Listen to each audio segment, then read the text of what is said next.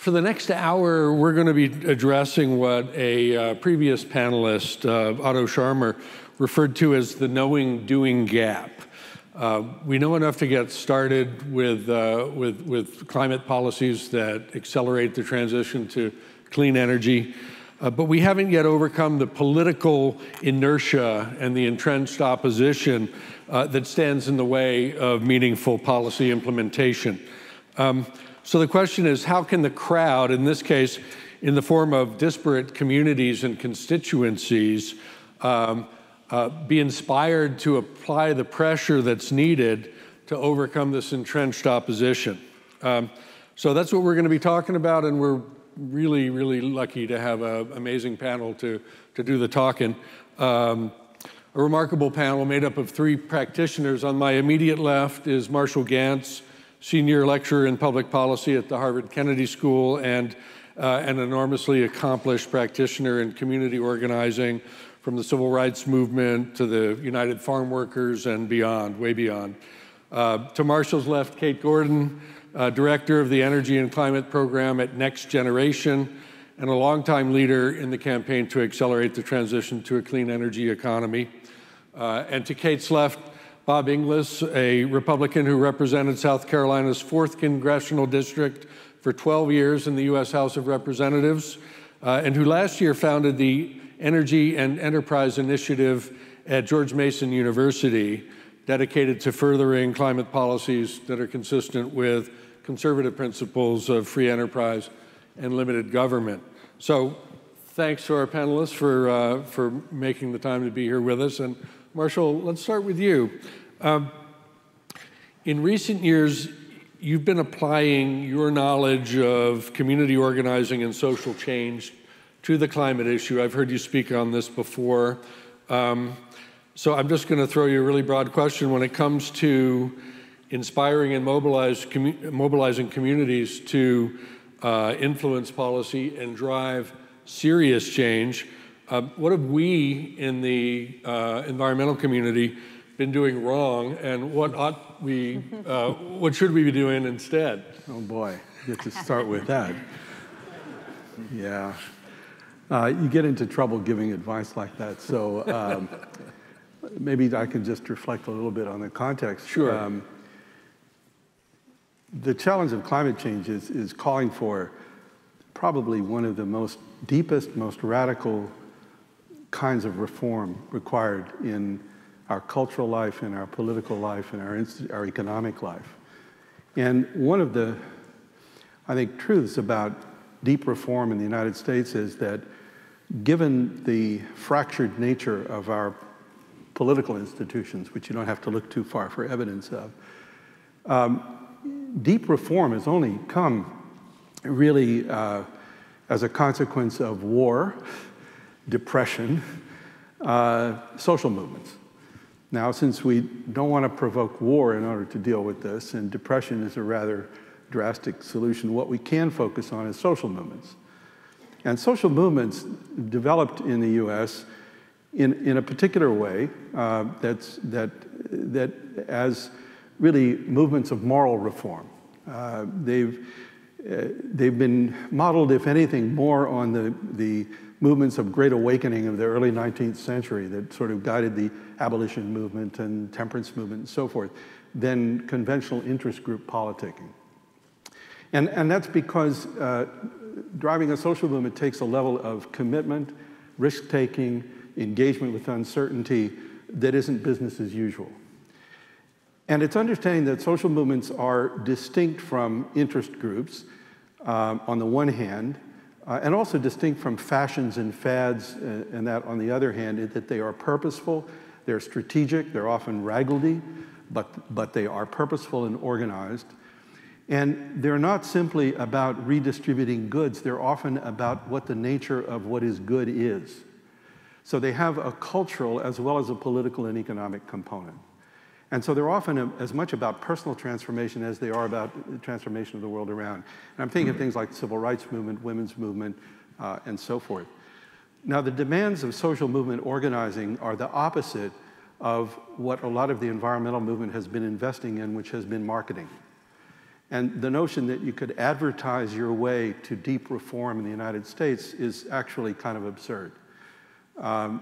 You know, I can maybe through advertising convince you to buy this kind of soap over that kind of soap, but to change your life, I don't think so. What drives movements is not branding, but relationships. And it's the mobilizing of committed core constituencies who go out and recruit other people that build constituencies at the base that then become the source of power for the social movement, the social change. And I think for the most part, movement's been going out backwards. There's enormous investment in advertising campaigns that's just not, it hasn't yielded results, and it won't, because it's not about marketing, it's about movement building. And movement building is about relationship building. And one thing it's certainly not about is polls. I mean, what social movement ever initiated or got anywhere by being a majority? It's not how it works. I mean, it's an organized minority that goes out and persuades enough people to join that they're able to mobilize enough economic and political power to influence, first of all, political parties, because social movements have impact through political parties and through parties on the political, on policy.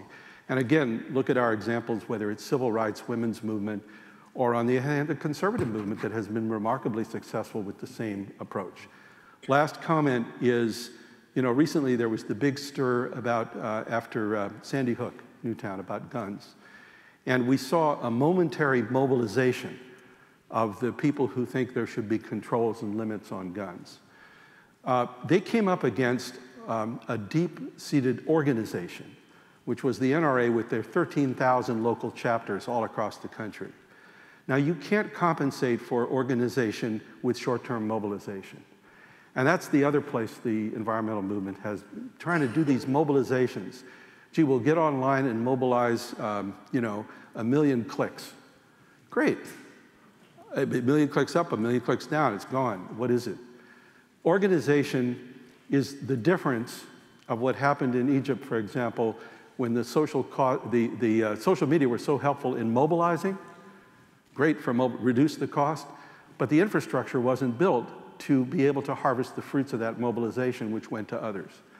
And so investing in the development of constituency-based infrastructure, leadership development, and the kind of moral capacity that has always taken to build social movements, I think is where the action is, and it's happening to some extent now with 350.org. Groups like Moms Up Front, there's people organizing, mothers, parents organizing around their children, trying to humanize, localize, and begin to really build the base for the kind of deep change that's going to take. Oh, absolutely. I would say that after the failure of climate legislation in 2009, a lot of people in the environmental community looked at what had happened and reached the same conclusion that you just articulated, that we needed to do a lot better job with local organizing. Environmental Defense Fund sponsors a group called the Moms Clean Air Force, which is using the passion that mothers feel toward their children's health as an organizing tool, and it's extremely effective. And there are many other examples, some here on our panel. Kate Gordon at Next Generation, you're involved in a form of organizing in the business community. And we were talking earlier about the new tools that avail themselves now, new ways, new channels, new messengers, excuse me, which is all to the good since, as was mentioned at an earlier panel today, mainstream media coverage of climate has fallen off a cliff since 2009. So we can't depend on that particular channel to get our message across. But tell us a little bit about what Next Generation is doing and what tools you're using to do it. Sure, and I'll go a little broad and then get down to that level. I think that you mentioning the 2009 legislation is important, because that effort was very much an effort of a very particular part of the environmental base, which was the environmental base that was sort of the convinced of the environmental membership of the big environmental organizations, who then ran a campaign and did it in a fairly centralized way, and then unfortunately didn't succeed for a number of reasons. I think a thing that I've certainly learned, and it brings in a lot of sort of basic organizing theory, but since then, is that not only do we need to be thinking about building out different constituencies with different messengers, but that those messengers should be different people. There is a difference between, although I really love the work you guys do with the Moms Clean Air Task Force. It's not a great example, actually, because it's pretty independent. But there's a difference between a Sierra Club-backed group doing work with a set of unusual allies and a group that's organically organizing around a particular issue that's very central. So, and I think that there's been a real recognition that this is not a monolithic movement, that there are many pieces and many things happening, and we don't always all agree with each other. I mean, there's a lot of different approaches to getting at different constituencies with different messengers on climate change.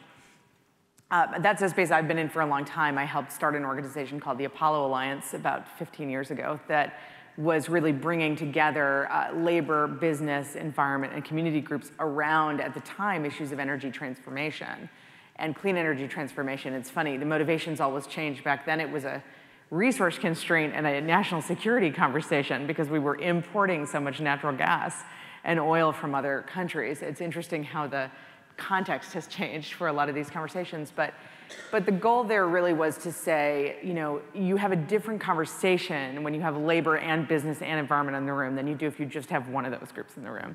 And where are the points of intersection, and where is this a bottom line issue for a number of different constituencies? At Next Generation, we're a think tank out in San Francisco. We were started about 2 years ago by Tom Steyer, who many of you probably have heard of, who started us to really do policy and communications work around two different areas, children and families and energy and climate. And at Next Generation, we're staffing an effort that I think is a really interesting attempt to kind of capture this messenger message thing. It's called Risky Business. It's a project that's co-chaired by Tom Steyer, Mayor Bloomberg, and Hank Paulson, to make an economic risk case about climate that's very aimed toward very specific elite financial sector and economic decision maker audiences. And they've really focused it with a particular set of messengers and messages. And I'll talk more about it later if you want, but one thing I will say about it that has really been interesting to me, I went from the Apollo Alliance, small nonprofit, we did a lot of fundraising from big foundations, to a much more kind of mainstream organization, the Center for American Progress in Washington, where I ran the energy team, to Next Generation. And I actually had been trying to get a form of this project off the ground for about 5 years, and I found that I could not get it funded because we weren't focusing the project on a policy solution. We were focusing it on a way of telling the story and data to back up a way of talking about economic risk, but essentially leaving it to decision makers to use their own risk tolerance to take that information and run with it. And I had a really hard time convincing big environmental funders that they should fund a project that wasn't about solutions and about policy outcomes. So I've been really lucky to be in a kind of a new space of a new kind of funder and a new kind of organization to be able to kind of throw this one at the wall and see what we do with it. Thanks. We'll talk a little bit more about Risky Business in a bit, but let's go to Bob, who illustrates the point that Kate made about needing to have within the alliance of people calling for climate action a bunch of different voices, a bunch of different players. I mean, if you're going to field a winning football team, you need to have people playing 11 different positions on each squad. And there's I think there's a new realization in the climate community that we all can't be doing the same thing. That won't be effective. Just talking to using one set of talking points that reaches one set of people is far too narrow. And Bob also illustrates the other point that it needs to be organic, right? It can't be something that's being cooked up by a bunch of enviros. If we're going to solve this thing, it needs to go way beyond the environmental community. So that's a long preamble, and I apologize for its length. But I hope it tees up your story, Bob. Tell us how you got to be sitting here on the stage. Yeah, well, they're having this tea party in South Carolina in June of 2010, and I got specifically uninvited. That's why I'm here today and not in Washington. So, but that's a little bit of a problem. It's a good. It's for the good, because that means I get to continue to work on the best idea I stumbled upon when I was in Congress, and really a lot of other people have had this idea. It wasn't original to me. It's basically just to put all the cost in on all the fuels, eliminate all the subsidies, and watch the free enterprise system solve the energy and climate problem. And that was a heretical notion I did in the midst of the Tea Party and the Great Recession, the pain of the Great Recession. But maybe you can learn from my mistakes there. I think what I tried to do is push my constituency too far, too fast, and particularly didn't understand their concern about the assumed solution being big government. If that's the assumed solution, then yes, we'll go back and dispute the problem exists. But if we can show that there is a solution that does not involve a bigger government, then it's possible to entertain the problem. It's sort of like if I say to you, the plan of surgery for your back problem is that we're going to first remove your head, and then we work on your spine, we put your head back on. Thanks, Doc, I'm feeling much better now. I don't think I need the surgery. I don't think I got a problem anymore. So we got to convince folks that really there is a small government answer here. And that's going to take some doing. But we go to them, I think it's, Kate was on something there, you go to them with credible messengers and affirm their truth. That's how you get people to change and to see something from a different perspective. It has to be a credible messenger. You have to go to them and you have to affirm their truth. Tell them you're right. You're right that free enterprise works. So now let's watch it work.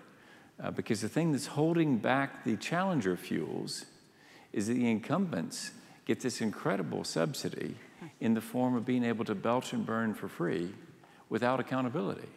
So if you put that accountability on them, then the challenger fuels start looking a whole lot better without the fickle tax incentives and the clumsy government mandates and incentives.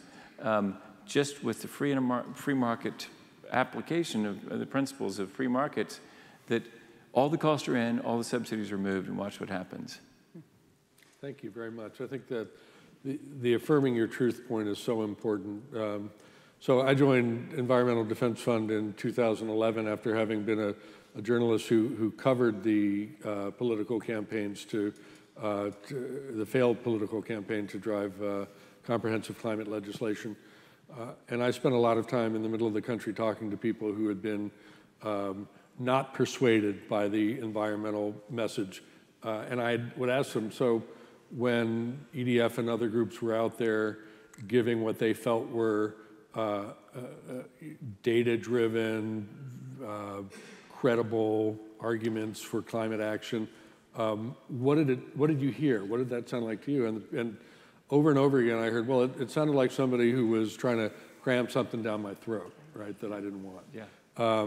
And it sounded like a know-it-all saying, if you were only as smart as we are, then you would understand that what we're telling you is right, and you would do what we were saying, right?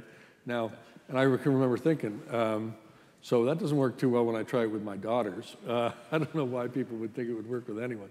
So that meeting, affirming the truth, is important. But Bob, how about when someone's truth is that climate change isn't real and the whole thing's a hoax? Yeah, well, I think a couple of things to start with here. One is, yeah, I think you're exactly right. If we come across as Mr. Smarty Pants, there's a reaction to that. And frankly, that's one of the reasons that I'm here today, too, is I think I came across as Mr. Smarty Pants too much, and didn't really love and identify with these people that were really suffering in the midst of the Great Recession. And so, I mean, when you're in the Great Recession and you're worried about this month's mortgage payment and this month's paycheck, and you got some member of Congress running around talking about something that's a decade or two away, it sounds like, well, get out of here, man. We're focused on here and now. And so that I should have identified with better and been more clear about. But then there's some people that I think one way to approach them is, do you get something else out of this, even if you think climate change isn't for real? Mm-hmm. So if you go to our website, Energy and Enterprise Initiative, you'll see Art Laffer saying, in the long playing version, not that you can get a 2-minute version, but you can get a long playing version where he spoke at an event at Vanderbilt Business School with us. He says, I don't know whether climate change is real or not. He says, I don't need to know. All I need to know is you're taxing something you want more of, which is income, and you're not taxing something you maybe want less of, which is emissions. He says, it's a no-brainer, change what you tax. And so Art Laffer can get something that he wants out of this, even if he doesn't agree that climate change is real. So that's one way to go in trying to reach people that will continue in dispute of the science. But it is, I will tell you that perhaps this panel is going to help me figure out what it takes, though that's not a very emotional connection, right? Because if you say, some people can think as Art Laffer does, because that works for Art. You know, you can be sure that he's looking for a way to reduce taxes on income. Yeah. And that motivates him. That turns the conservative heart. There is a heart in there. I mean, if you're a progressive, you know, we do have hearts. These conservative hearts, they do work. And sometimes, you know, external pumps, like with Dick Cheney, but now he's got a real one. But so we got pumps. They work. And but it would be very helpful if we could identify, we've got to find what it is that really makes the emotional connection there, that makes there's some reason that, yes, let's act, and let's act now. Kate, you wanted to? Yeah, I just wanted to pick up on that a little bit because what you were just saying about Art Laffer is sort of similar to the approach that the Risky Business Project is taking, in that we became concerned that the urgency of climate change just wasn't real to a lot of people. Because as you said, this is a far off, the numbers that are out there in the science and scientific literature, and the IPCC literature and National Climate Assessment are 2030, 2050, some of them go out to 2100. It is not easy to think about that when you're dealing with immediate economic issues or immediate sort of, you know, livelihood issues. So one thing that we were trying to do was to say, who out there already thinks in terms of taking a long-term issue and operationalizing it into a short-term issue? And people who do that, we do that all the time, actually. We do that with health insurance. We do that with national security threat assessments. We do that with agricultural policy and risk insurance. So we really went to those communities and said, how do you think about catastrophic risk? And how can you take your theory about that to this new issue? So similar to what you were saying, instead of saying, you know, we just wrote a big paper on climate. We're going to have a press conference where we have an agricultural person, a health person, a national security person, which we've all been guilty of doing that, right? We really said, you know, where are you coming from in the business community particularly, and how can we come to this issue? You're right, though, that it still isn't. I mean, it's much more of a high level, sort of a business speak approach, and less of a sort of a moral approach. And I also struggle with this, and Marshall, you've written about needing to make this a moral issue. I really struggle with this too, because I think for some audiences, the moral argument doesn't work, but clearly for some, it's critically important. And how do you sort of bridge those two things? Well, I don't know, but I think, I mean, sometimes it's a question of how the folks for whom it is a moral issue can make it an urgent issue for those for whom it isn't. Mm-hmm. Not in moral terms. Well, when students decided to sit in lunch counters in North Carolina, what was for them a moral issue suddenly became an urgent issue. They made it urgent through their tactics and their strategy. They began making it so costly and problematic for those for whom it was not a moral issue that it became an economic and political issue. I think the history of social movements is doing that. And so it becomes a question of power. And are you able to mobilize, you know, it was Gandhi's great insight that power is always interdependent, and that systems of power all depend ultimately on the cooperation of those whom they use as well as those whom they benefit. And his whole thinking was, well, you always have the opportunity to withdraw. Now, it may be costly, you know, to withdraw, but you can. And if you do, then you find you have leverage you didn't expect that you had. And that's what civil disobedience is all about. And that's what boycotts are all about. That's what it's been a time-honored way in which people whose moral understanding has not been, their economic and political power wasn't comparable to their moral capacity. And so then it's a question of how you translate it into economic and political power. And that's what the tactics of social movements have been all about. And so, you know, I mean, at Harvard we had, 10 years ago with the living wage campaign, people thought Harvard should pay a living wage. A lot of people did, they weren't, till the students sat in the president's office for 21 days, and all of a sudden it acquired urgency. I mean, there they are, they're just staying there. Just put their bodies in a place that wouldn't belong. They were respectful, they didn't disrupt anything, but they just weren't leaving. It created enough urgency that the problem got solved in the short run. So that's where a lot of this comes from. It's not all a question of rational persuasion, I don't think. Right. It's also a question of creating urgency. So with that in mind, Marshall, what is your view of the civil disobedience that we do see in the climate movement? Is it the right kind of thing? Do we need more of it? Is it effective? I mean, I think it's a tactic like other tactics, and I think it just depends on the strategic context within which it's being used. I think the divestment campaign, I think, is a very useful campaign. I think it's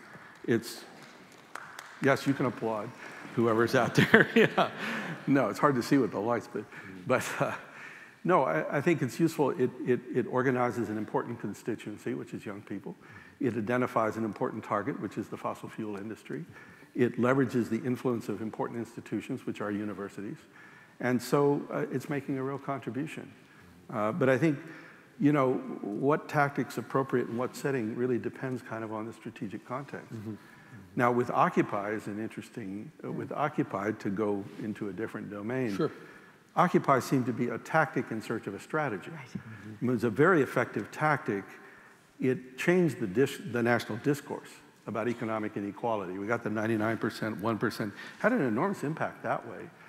But that was it, because it wasn't embedded in a broader structure. When we would do campaigns, we would say we needed three things to do a campaign. You had to have a story. What's our narrative? Why this is happening? A strategy. How do we turn our resources into the power we need to achieve our results? And a structure. How are we organized so as to make decisions, coordinate, have lots of local activities, but they're not then just trees falling in a forest that nobody hears, that they add up to something.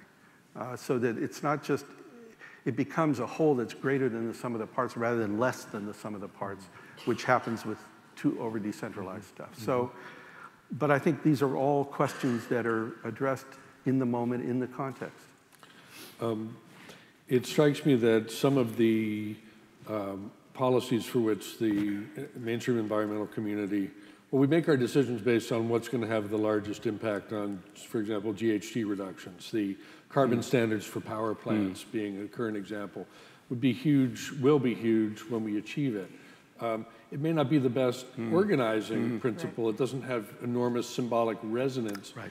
So how should we think about, and this is to anybody who wants to jump on it, that difference between the policy outcomes that we need to achieve to drive greenhouse gas reductions and the organizing symbols that actually get people engaged?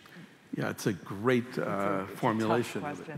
I mean, go ahead. Go ahead, Kate. I was just going to say, we're facing this in California. Part of what I do is this big national project, but I also work on California policy sort of because that's where we live, and it's often a leading edge of kind of climate and energy policy. And we're in this exact situation right now, interestingly, around the transportation sector, which is an incredibly difficult problem. So we talk about all of the transformation that's happened in the electricity sector and the rise of renewables and the diversification and distributed generation.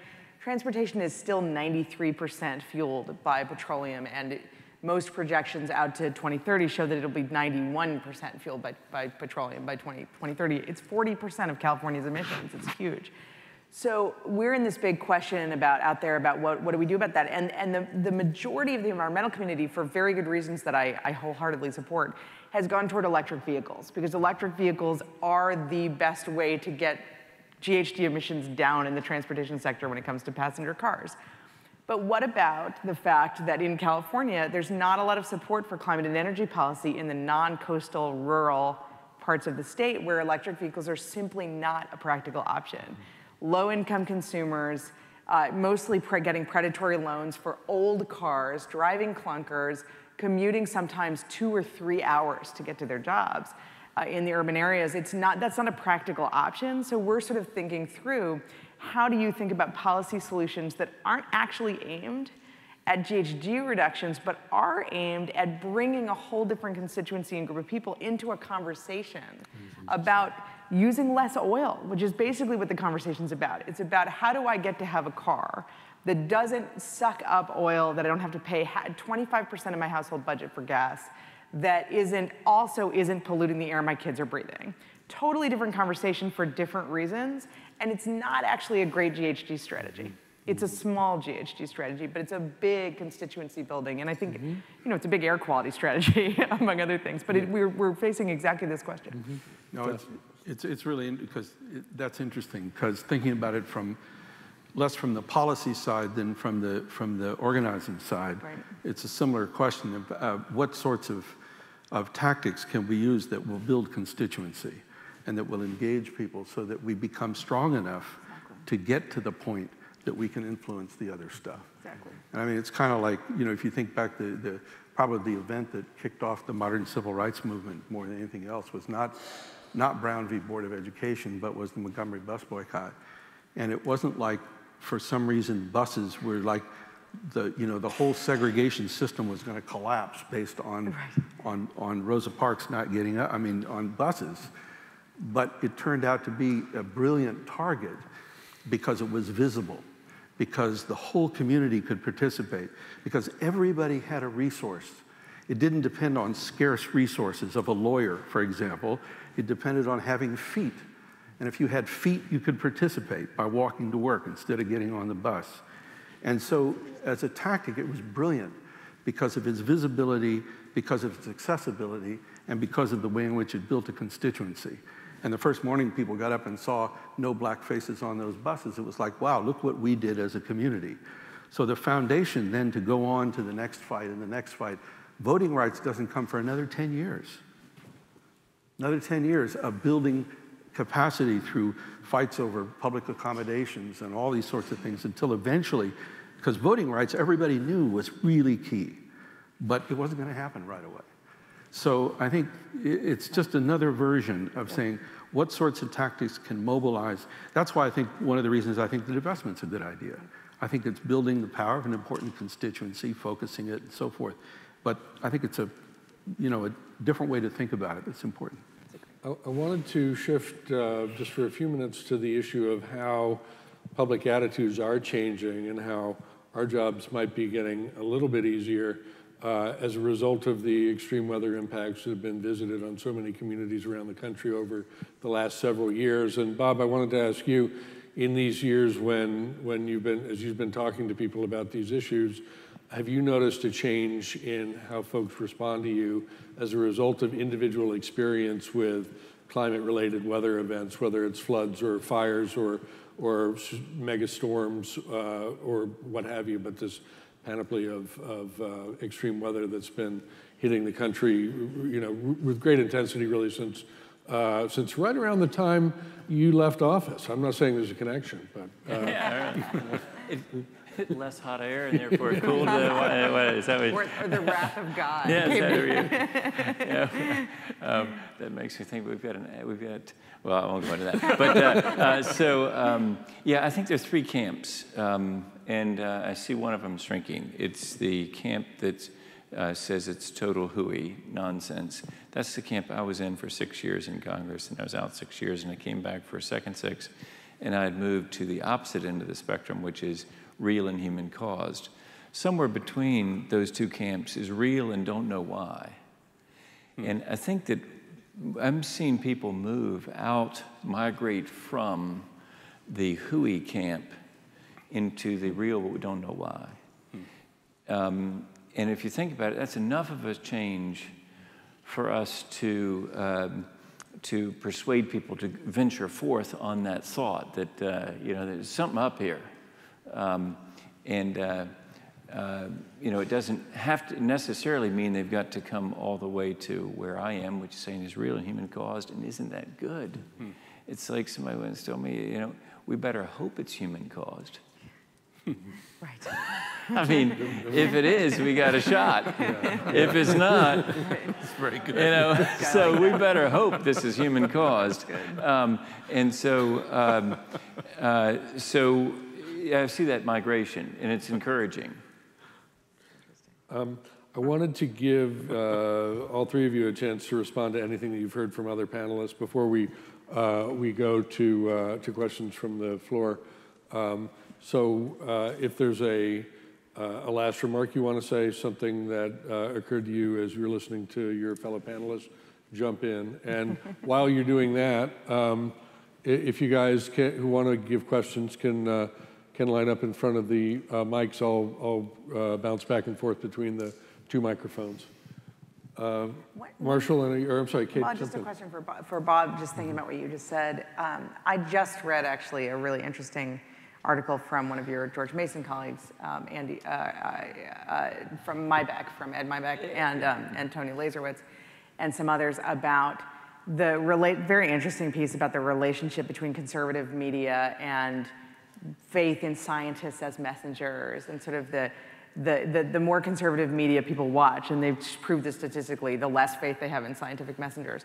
But the bigger piece, the bigger thing in the report, and I was interested in your take on this, was this may not actually be about the science, that if you look at numbers, the data, most Americans actually think the science is probably real, although may have more or less kind of, experience with it or delve into it more or less, but that the attacks on the science may not actually be about the science. The attacks on the science and the attempts to undermine scientists as messengers may actually be about this much bigger question you brought up earlier, which is this worry that we're just trying to impose some kind of huge new socialist system of big government through this climate change, energy transformation argument. So I'm just wondering, how real do you think that the disbelief in the science is in Congress? How real is the actual denial in Congress, and how much of it do you think is a proxy for something else? I know that's a really kind of a hard question. I think a lot of us complain about Congress. We say, they don't listen to us. But actually, Congress listens very carefully to people and almost perfectly reflects the will of the American people, in my view.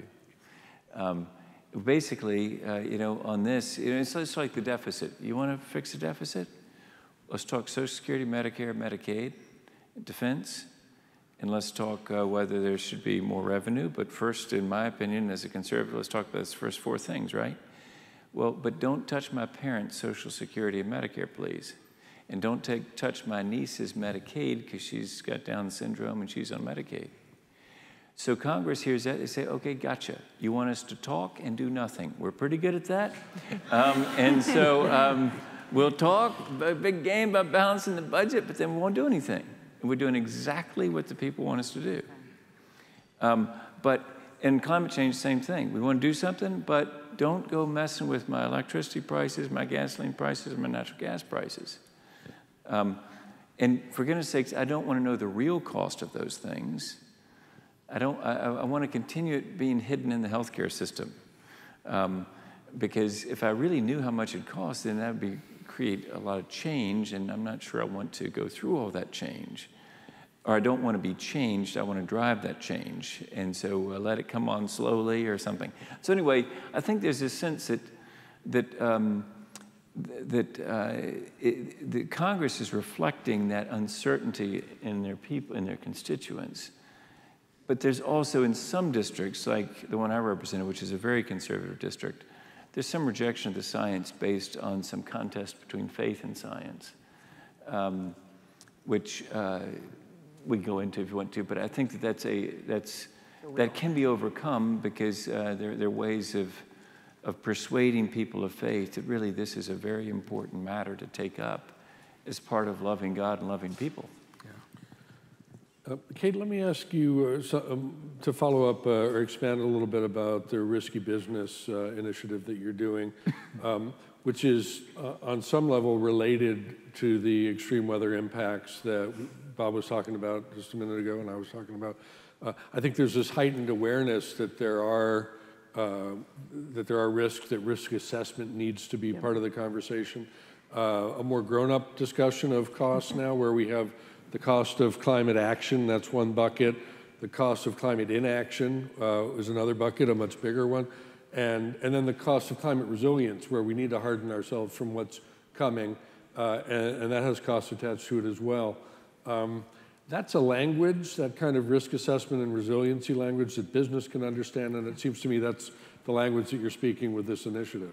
Yeah, and I'll be brief because I know people have questions, but essentially it's very simple actually what we're saying. I mean, these three co-chairs, Tom Steyer ran a very successful hedge fund for 20 years, made long-term bets in that hedge fund. The Mayor Bloomberg obviously is a businessman for many, many, many years and made some big bets. And former Secretary of Treasury Hank Paulson was at Goldman for years and also a deep financial background. So the three of them come from a place where risk committees and risk assessment are just part of the DNA.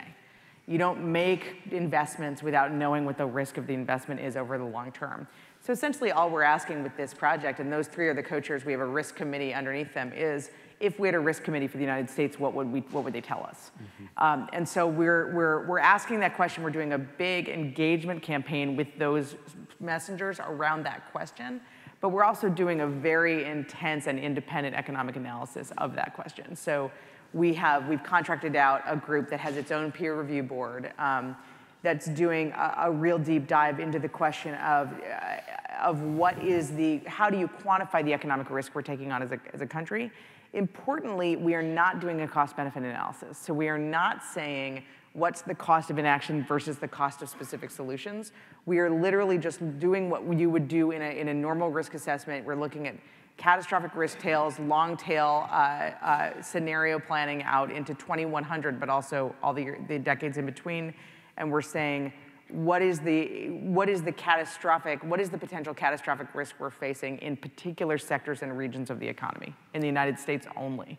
And then we're going to disseminate those findings. And one important thing actually here at MIT is involved in this in a way. The entire project is open source. And this is a sort of a crowdsourcing thing with a very tiny crowd. We're going to be putting the modeling into an existing crowdsourcing climate modeling function that exists here at MIT. And I just think it's funny to think of that as a crowd because it's like 5 people who really care deeply about climate modeling, but they are their own crowd and they'll have access to the modeling, but anyone will be able to pick it apart and use it. Fascinating. Well, let's go to questions. Let's start over here. Yes, sir. Hi.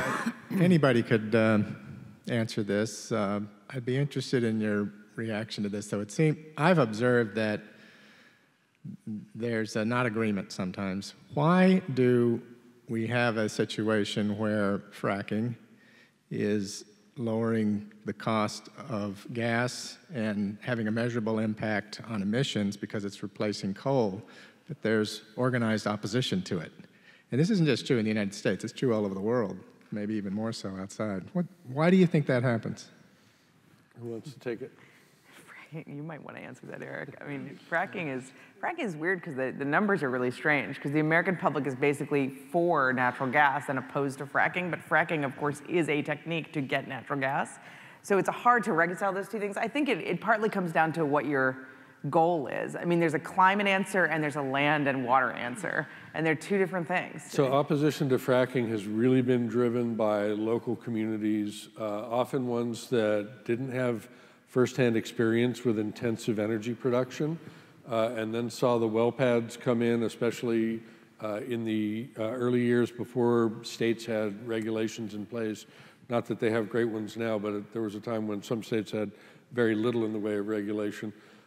And communities felt overrun, and there was a local groundswell. In fact, it happened even as national environmental groups were focusing on the prospect of a climate benefit from the switch from coal to natural gas, which is real if you control methane leakage, as Fred Krupp was discussing this morning.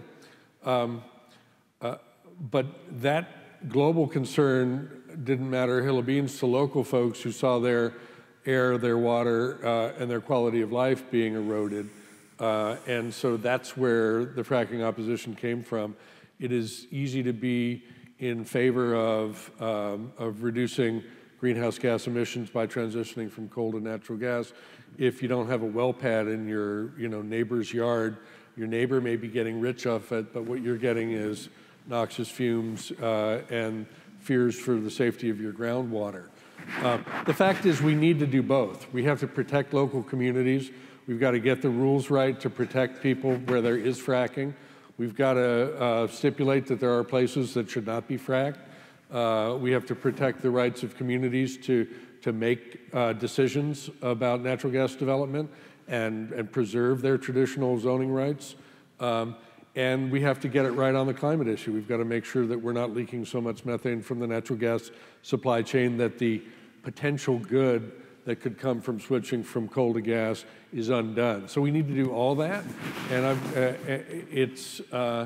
if there are differences within the community, it's because different parts of the community focus on different aspects of it. I hope that's responsive. Yes, sir.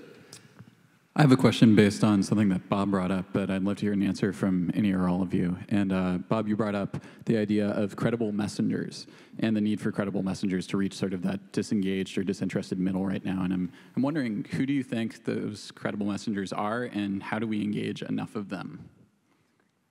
Yeah.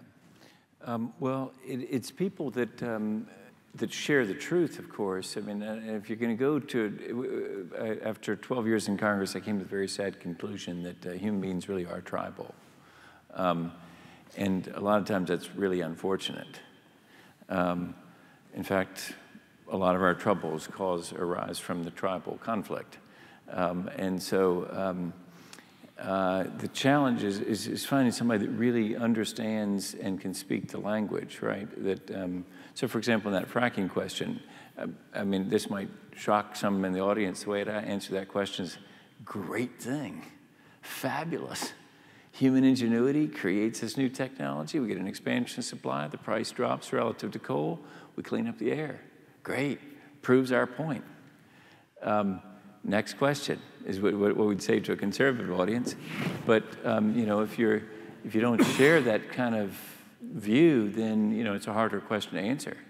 So you know, if conservatives who really place a lot of confidence in natural gas and petroleum were to hear that answer from me, they'd say, "That's our boy. We know him.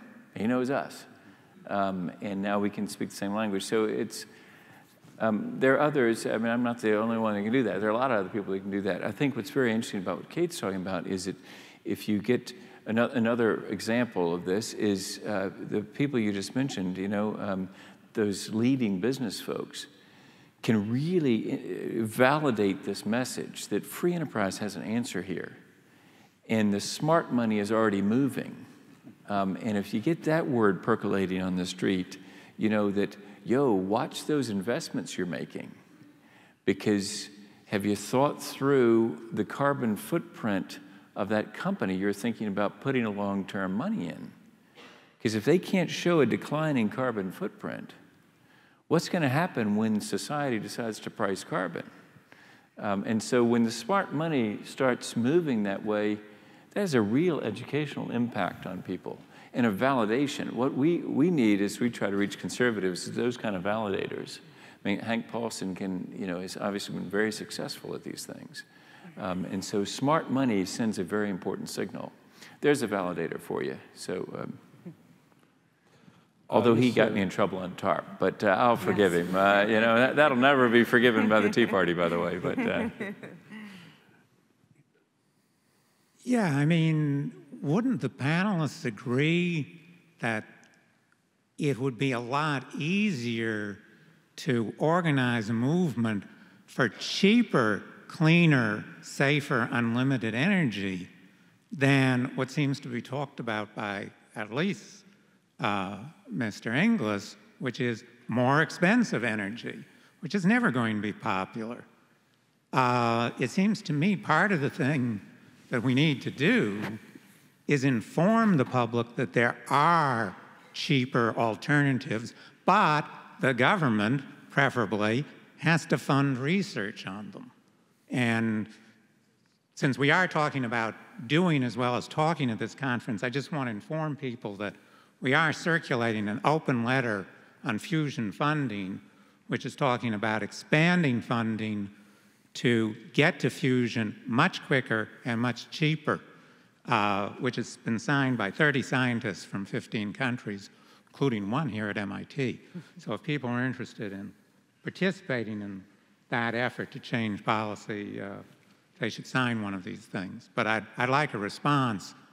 Don't we have to have the message that we're trying to make life easier, not shift the burden onto, you know, whoever's paying at the gas pump? Thank you. Oh, if I can take a swing at that. First of all, I'm a Republican, not a Libertarian. There used to be a difference. So therefore, I supported that fusion research when I was in Congress, because I think government has a role there, right? It's an important role. It'd be very exciting.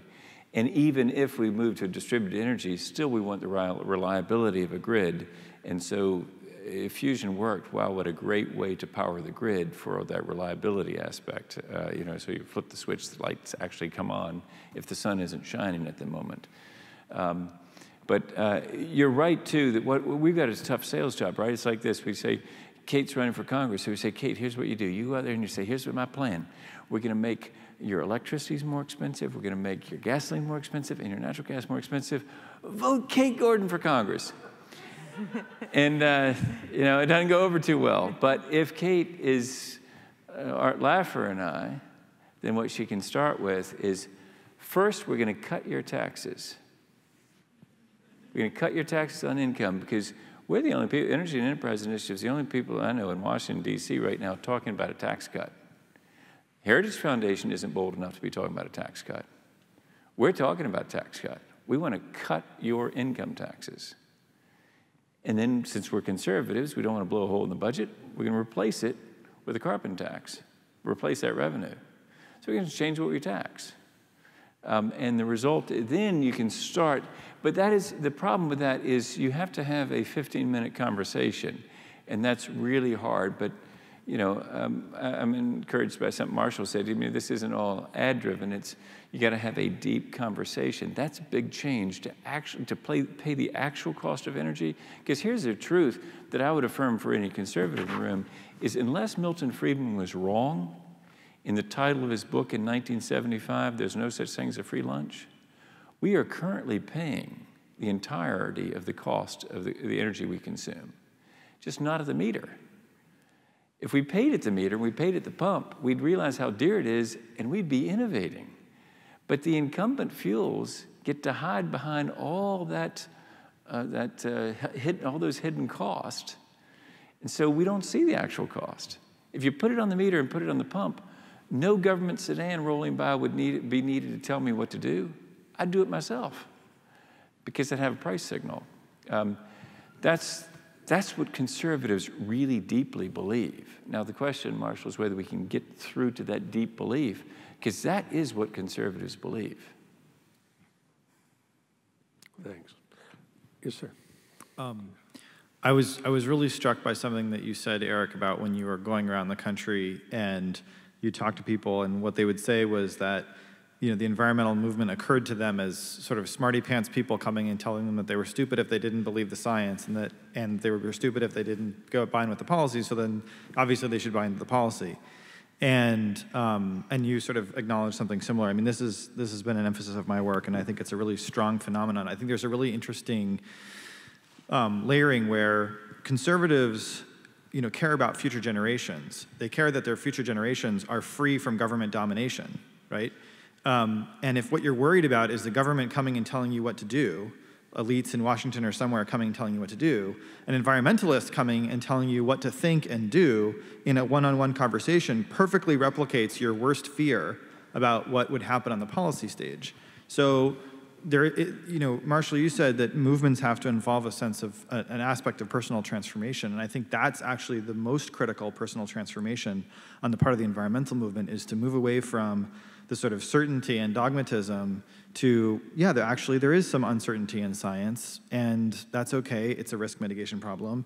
And, you know, there's a set of values that we care about, but I really want to understand what your values are, and a co-creation of solutions. I mean, I can't emphasize how important this is in terms of building a much bigger crowd than the choir that we have right now.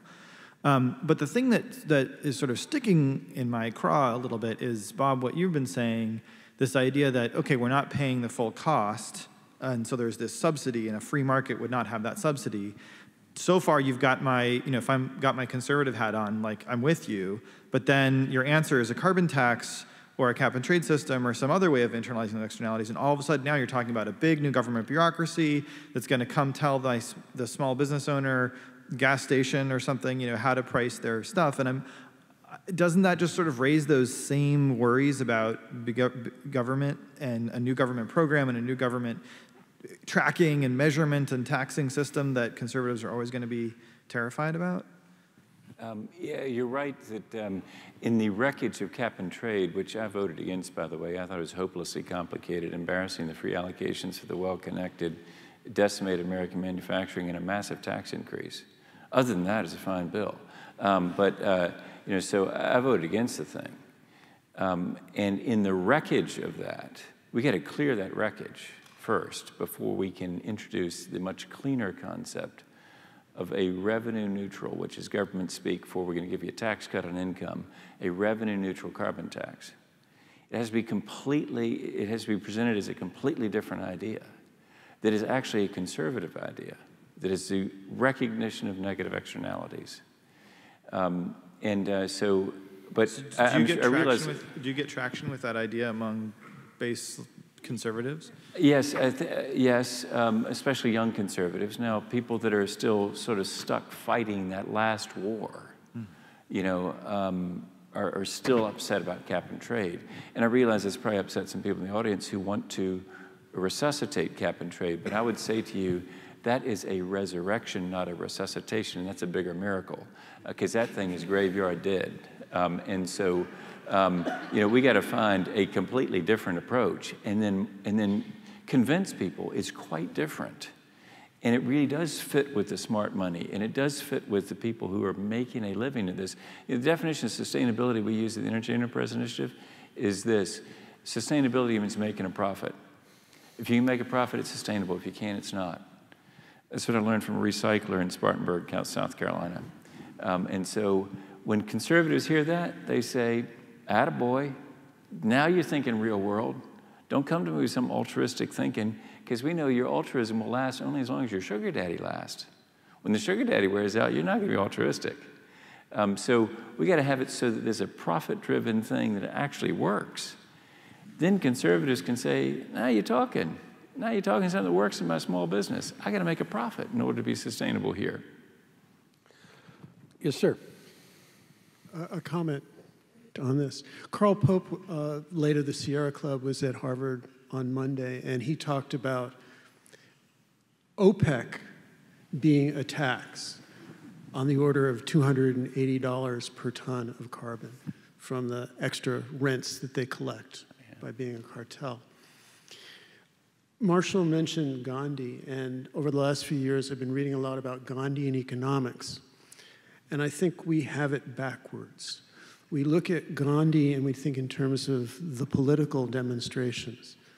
And in Gandhian economics, he talks about a nonviolent economics. And the heart of Satyagraha, Soul Force, Gandhian nonviolence, was the practice of Swadeshi, local production, which was part of his idea of Gandhian economics. In his case, it was spinning thread for an hour a day, which had really economic implications in India. I think about a solar Swadeshi, solar local production. And I think of it in terms of solar as civil defense, flashlight, radio, cell phone, extra set of batteries that you need in case of emergency or disaster.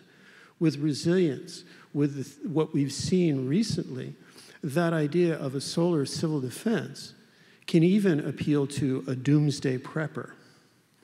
So you don't have a political argument anymore. You know that there's going to be a blizzard. You know that there's going to be a flood. You know that there's going to be a storm and you're going to lose your lights.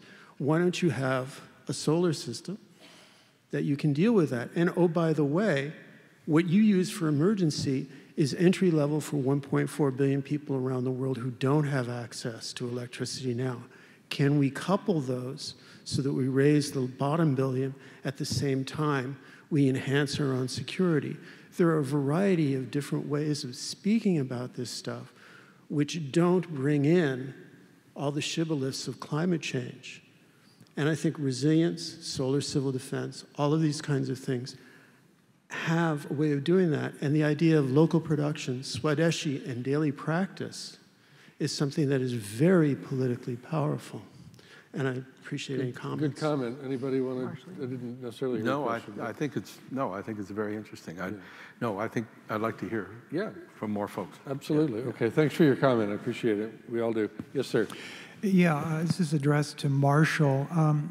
I was struck by your comment about advertising and that we need less advertising and more movement building. Yet it's my perception that we're having this discussion today because of some very effective advertising, in particular negative advertising, that obviously got to Bob and many other efforts that have gone on to try to positively change the system.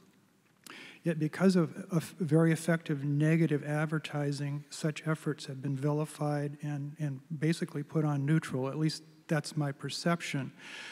So rather than discounting advertising, is there some lessons to learn here? Could we be more effective at advertising as a way of information transfer and as a way of building movements? And haven't we sort of failed at advertising the depth and breadth of this problem and what needs to happen? Yeah, I guess I don't think so. No, because I think it's a different kind of project involved. I think the advertising project, first of all, there's enormous money behind the advertising, what you're calling the negative advertising. There's enormous vested interests involved and wealth involved, not to mention fossil fuels, all the rest of it. And so it's sort of affirming the status quo is what all that advertising is about. It's affirming the status quo. Its intent is to demoralize the aspiration to change. And we do know that negative advertising in politics, for example, depresses turnout. Now, what it doesn't do is mobilize. What it doesn't do is bring people into action in new ways. What it doesn't do is create a sense of possibility. If anything, it does just the opposite. And so, you know, I think the problem that this movement has is in the other department, is in raising a sense of possibility. But it's deeper than that. It's actually shifting people's ways of thinking about this. And you know, one of the conceits of advertising is it really affirms people's preferences. It doesn't change them. It doesn't try to change them. That's not what it's about. Movement building is often about changing people's preferences. It's about trying to think about this differently. Now, if we think that through advertising we can persuade the public out there, my impression was we just went through an exercise in trying to do that. I think there's a deeper level of change involved here and a deeper level of engagement that's required and rethinking. And frankly, I think it may just ride on, because the other thing that drives social movements, frankly, is other sources of change, like demographic change, like immigration, and like generation change. And generation change may be ultimately the real driver of this social movement and what it's going to take to shift thinking in a pretty dramatic way. So I actually disagree with that. Thank you. I think we have time for one more question, and I apologize to those we don't get to, but you're up. Marshall, I was wondering if you could comment, in 2013, what do these direct action tactics look like, short of getting arrested in front of the White House, which from someone who's done it too many times, and people are doing it these days, and I just don't think it's effective anymore. And I want to know what kind of direct action we can take at the hyper-local level right now. I don't know. It's a great question. You know, it's one of the things you realize about social movements, movement building, is it requires a lot of creativity. There's a lot of figuring stuff out as you are in the course of engaged in doing it. it's sort of hard to, it's sort of like when David undertook to fight Goliath. You know, he made a commitment to fight. I don't know if everybody's familiar with the story. Yeah. You know, he wasn't sure how he was going to do it. He was sure he was going to do it. And actually, when he went to the king to try to persuade him to let him fight Goliath, the king said he'd only let him fight if he used his sword, shield, and helmet, these very conventional tools. And David, he put them on, but it was only when he found they were too heavy for him, he couldn't move, that he took them off and looked at his feet and noticed some stones and realized he was a shepherd and not a warrior, and maybe if he used those stones, maybe then he could defeat Goliath. And so that's when he goes and faces Goliath. Goliath laughs at him and says, "It's a boy with a stick." And, you know, third ha's stone in the forehead into Goliath. So it's not about nonviolence, but it is about, no, but it is about strategic imagination and creativity. And I was just deflecting. But I think we discover how to do these things in the course of, you know, even the bus boycott I was talking about earlier, Montgomery bus boycott, it didn't start out being a boycott. It was going to be a lawsuit. Rosa Parks was going to be a plaintiff in a lawsuit, just like Brown v. Board of Education. It was only when she got arrested and the women's committee at the Black College decided that she shouldn't be allowed to go to jail alone and there should be an expression of solidarity, that they went to Dr. King and the others and persuaded them to have a one-day action to get everybody to stay off the buses. And then when everybody did, then wow, look what we just discovered. There's a kind of experimentalism in the discovery of tactics that it's hard to predict, but it comes out of a committed engagement. And so I don't know, maybe the White House is not the deal, but you know, what sorts of dependencies are there in these powerful systems? You know, I mean, think about these energy systems and what they depend on. Think about, you know, I mean, now we're getting into cyber, you know, into digital stuff. I mean, think about digital civil disobedience. I don't know what that would look like. Maybe it gets a little scary to think what it might look like. But I don't know. I think it's an exploration, and I think it's an important thing to look at. It's a great question to ask. It's a great place to leave it. Thank you for your question. And thanks to all of the panelists, Marshall Ganz, Kate Gordon, and Bob Inglis.